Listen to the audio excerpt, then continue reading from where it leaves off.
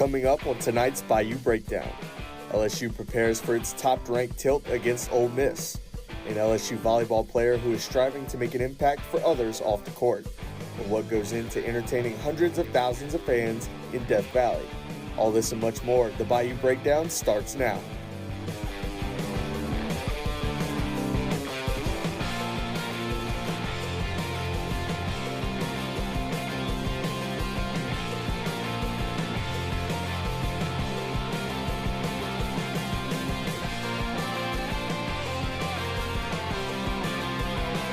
Good evening and welcome to the Bayou Breakdown. I'm Andon Brabham. And I'm Gladney. Happy Monday. One of the most anticipated matchups of the season is here, as the Tigers will take on the Ole Miss Rebels this Saturday in a rematch of what was an exciting, high-scoring matchup last season. While the game did not go in the Tigers' favor, Brian Kelly recognizes the hype surrounding this year's affair and is ready to flip the script on Saturday. One of the main improvements the Tigers have made is making sure they're not playing in a shootout. Balancing the game and playing to the team's strengths would be crucial, as LSU wants to have explosive plays on both offense and defense. You're presented with the team that you have. And last year, clearly we were tilted one side. And we had to play, unfortunately, the game that way. I didn't like it, but that's what we had. And so we were in a situation last year where we were trying to outscore. And it's not the right way to play. It was the only way to play. I think there's much more balance in our football team, and we don't want to play that way. We want to play good defense. We want to keep the points down, and we want to score appropriately. The game will kick off at 6:30 and will be a primetime battle between two of the nation's best.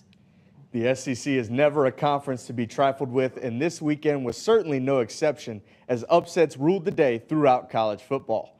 We get started to our Northwest as the Arkansas Razorbacks hosted top-ranked Tennessee in a primetime battle. Arkansas really dominated the possession battle, even though Dylan Sampson had a great day for Tennessee, getting 2 touchdowns and 138 yards. But it was really this Arkansas running game that really opened the opportunity for them to take control and wind up winning this game. They had 44 carries for 134 yards and 2 touchdowns, including this one right here from quarterback Taylor Green that would give them the lead. And right here, freshman quarterback Nico Iamaleava, one of the best young quarterbacks in football, just makes a terrible, terrible mistake right here, running out of bounds as time expires. And Donald W. Reynolds Stadium absolutely goes nuts. Field rush, whole 9 yards, great night to be in Fayetteville. But that really means that the SEC is totally wide open, especially considering that this wasn't even the biggest upset of the day. That's right, Andon. Number 1 ranked Alabama had its sights on securing an easy SEC win against unranked Vanderbilt. But the Commodores weren't going down without a fight. Why don't we talk about it? Yeah, this was an absolutely phenomenal game as Vanderbilt struck first with this 7-yard rushing touchdown from Cedric Alexander. And right here, the Vandy defense takes advantage of the tip drill, gets a pick 6 off a Heisman frontrunner, Jalen Milroe.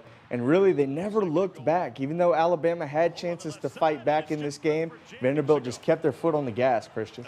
And here's Cedric Alexander getting his second touchdown of the game. Massive play, 4th and 1. Diego Pavia launches and connects with Junior Sherrill for a touchdown.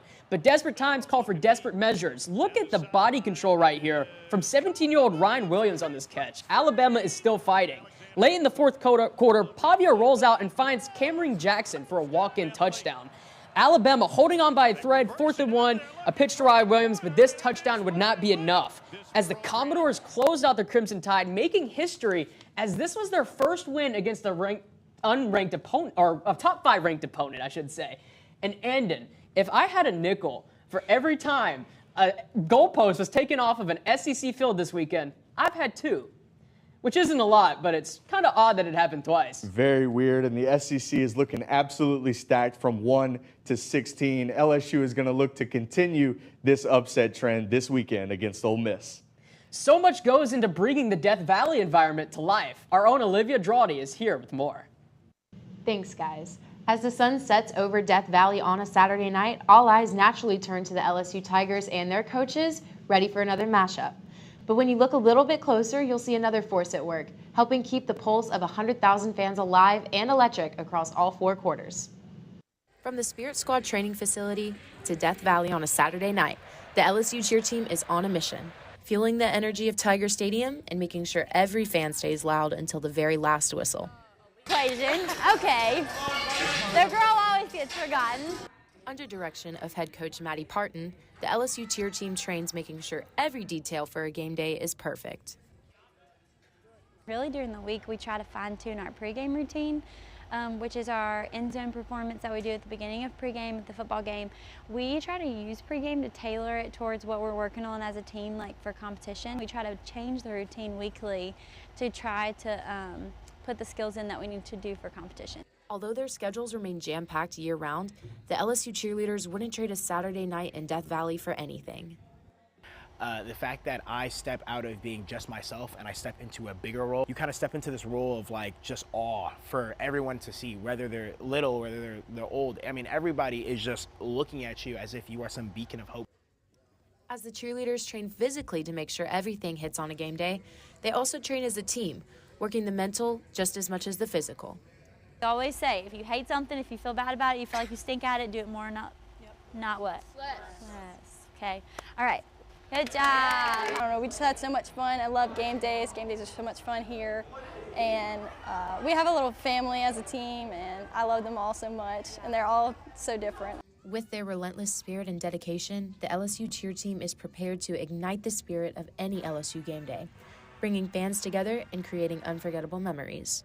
For Tiger TV Sports, I'm Olivia Drawdy. The squad's energy will be crucial during Saturday's matchup against Ole Miss. And as always, their passion and dedication to their sport will help keep Death Valley alive. Stick with us, because right after the break, we've got Kennedy Banks robbing the bank. Are home problems turning your life upside down? Trust Southern Air Cooling, Heating, Plumbing, and Electrical to save the day. From electrical issues to keeping you comfortable, plumbing repairs, and even generators, we do it all. Southern Air Cooling, Heating, Plumbing, and Electrical, your one-stop solution for electrical, AC, plumbing, and generators. If you need us to save the day for you, call or visit us online at southernairbr.com. Raising Cane's invites you to grab life by the chicken fingers. So get out there. Be you. Do you.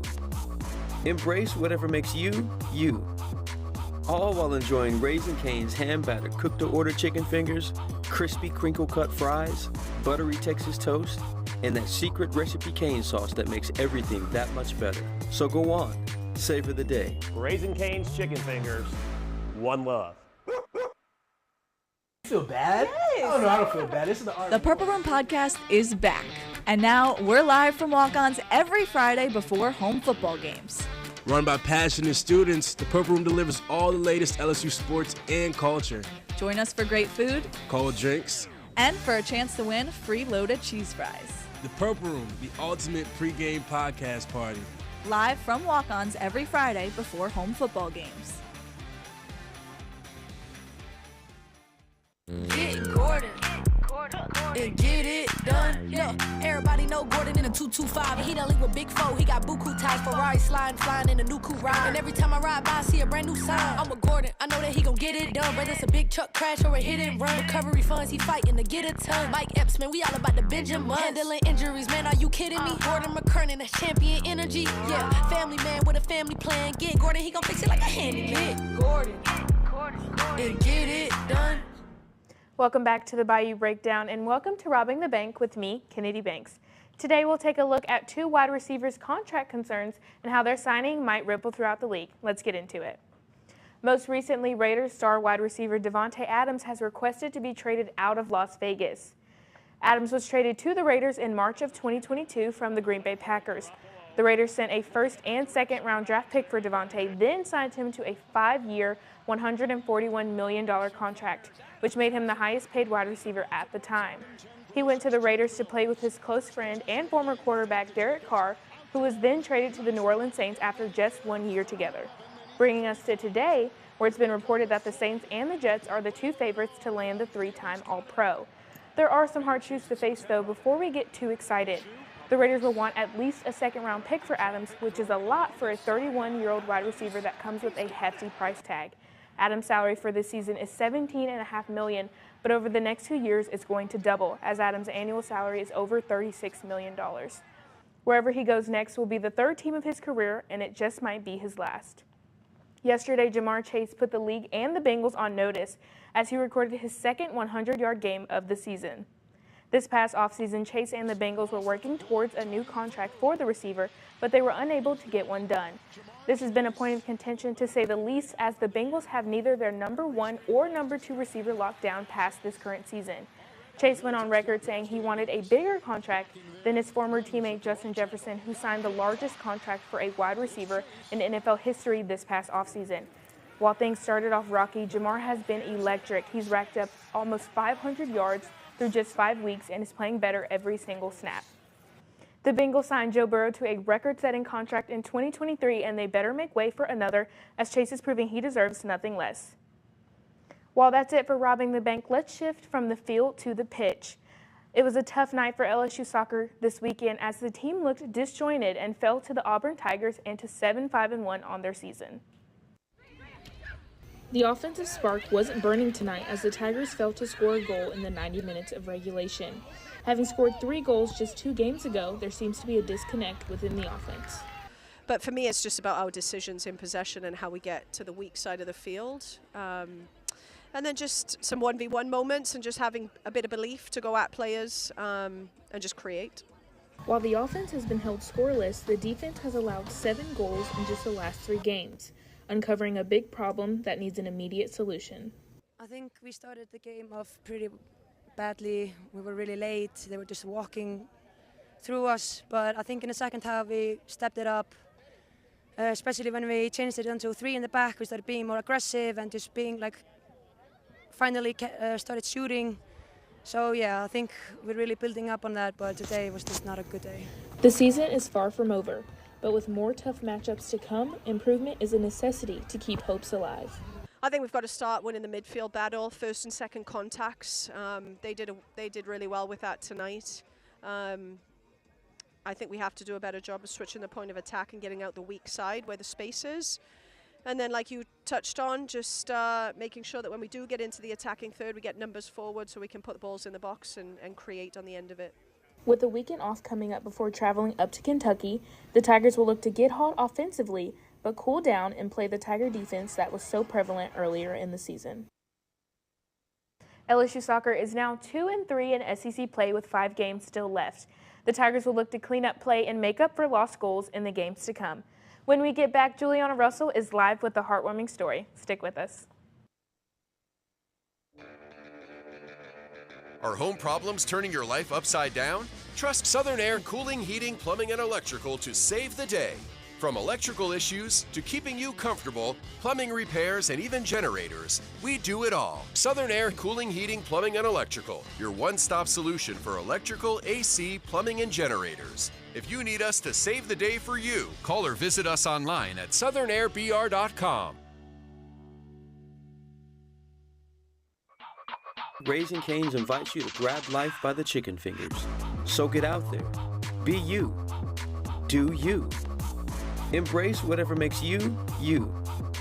All while enjoying Raising Cane's hand-battered cooked-to-order chicken fingers, crispy crinkle-cut fries, buttery Texas toast, and that secret recipe cane sauce that makes everything that much better. So go on, savor the day. Raising Cane's chicken fingers, one love.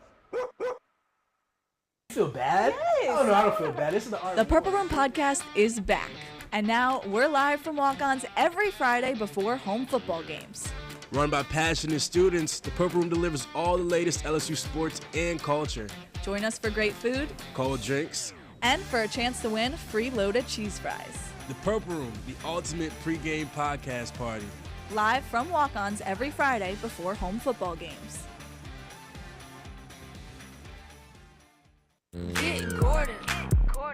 and get it done. Yeah, everybody know Gordon in a 225. And he done link with Big Foe. He got buku ties, Ferrari sliding, flying in a new coupe ride. And every time I ride by, I see a brand new sign. I'm with Gordon, I know that he gon' get it done. Whether it's a big truck crash or a hit and run. Recovery funds, he fighting to get a ton. Mike Epps, man, we all about the Benjamin. Handling injuries, man, are you kidding me? Gordon McKernan, that's champion energy. Yeah, family man with a family plan. Get Gordon, he gon' fix it like a handyman. Gordon, and get it done. Welcome back to the Bayou Breakdown. Oftentimes, athletes are presented with a unique opportunity to help others in their community. Our own Juliana Russell is in the field with more. Juliana? Thanks, Andon. Trying to find the time to do anything outside of being a student athlete is a challenge. But for Madison Martin, she is up for the challenge if it means being able to help others. Years ago, Madison's mom went into remission for breast cancer. After watching everything the volunteer staff did for her mom, she wanted to provide that service for someone else. There were so many volunteers just passing out snacks in the infusion room or just being there reading books, having activities for the kids whose parents who had cancer. So just a lot of that went into that decision to start there. And then once I got more involved in the community, just kind of fell in love with it.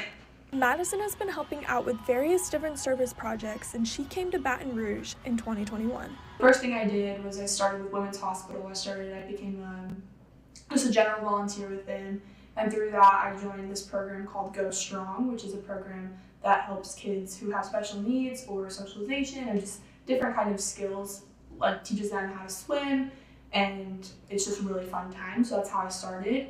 I worked with the AHEC program through Women's Hospital, which is the Area Health Education Center, which basically the point is to help high school students get into the medical field and all different careers. With all the help she provided for the projects, it was a no-brainer that she would become the executive director for the LSU Community Service Committee, which comes with a lot of responsibility as they prepare for their projects for the fall. So the big thing that we do, we have a fall event, which we work with Creek Life. It's called Boozar. We help plan that. We make all these candy bags for kids, and every sport will have a tent at Sorority Row, and the kids will come down and they'll do an activity and they'll get a candy bag. It's trick-or-treating. We plan that for a lot of the fall. With being a student athlete, trying to find the time to add in service work comes with its challenges as she has no free time. But her work paid off last year when she won the SEC Volleyball Community Service Team Award. For me, what I wanted that award to do is just show that you can do it all, and it just takes a lot of time management and a really big heart, because I think it's really easy to make excuses like, oh, I don't have time, or oh, I'm tired. But again, Baton Rouge, the community is incredible, and this place has welcomed every single athlete in with open arms. Madison will be graduating in the spring, but will continue volunteering for the Guardier Initiative, the Women's Hospital, and Reading to Kids, with the hopes of branching out to new opportunities in the summer. For Tiger TV Sports, I'm Juliana Russell. Thanks, Juliana. When we get back, we run through the gauntlet of LSU stars that played on Sunday. Don't go anywhere. Are home problems turning your life upside down? Trust Southern Air Cooling, Heating, Plumbing, and Electrical to save the day. From electrical issues to keeping you comfortable, plumbing repairs, and even generators, we do it all. Southern Air Cooling, Heating, Plumbing, and Electrical, your one-stop solution for electrical, AC, plumbing, and generators. If you need us to save the day for you, call or visit us online at southernairbr.com. Week 5 of the NFL season is over, and NFLSU once again stole the show. Jaden Daniels is definitely making his case for Rookie of the Year after his performance yesterday against the Browns. He had an absolutely electric day. That 41-yard touchdown pass to Diami Brown has everybody talking, and the craziest part about that play is that he called it. Cliff Kingsbury gave him the reins, and Jaden Daniels absolutely nailed it. Wow, really? Let's talk about the dynamic duo, though, in Cincinnati. Joe Burrow and Jamar Chase put on a show this past weekend, despite the Bengals' tough start to the season. Burrow and Chase were on fire. Burrow threw for 392 yards and 5 touchdowns, 2 of which went to Chase. Chase had a great game with 10 catches for 193 yards, including that incredible 70-yard touchdown. The Vikings also remain undefeated after Justin Jefferson had an impressive 6 catches for 92 yards. While the stats don't show it, Jefferson showed out in more ways than one, drawing 5 total penalties against a very good Jets secondary. The All-Pro has the 3rd most receiving yards and touchdowns in the NFL after only 5 weeks. Well, that's all the time we have for tonight. Until next week, I'm Christian Gladney. And I'm Andon Brabham. Have a great night.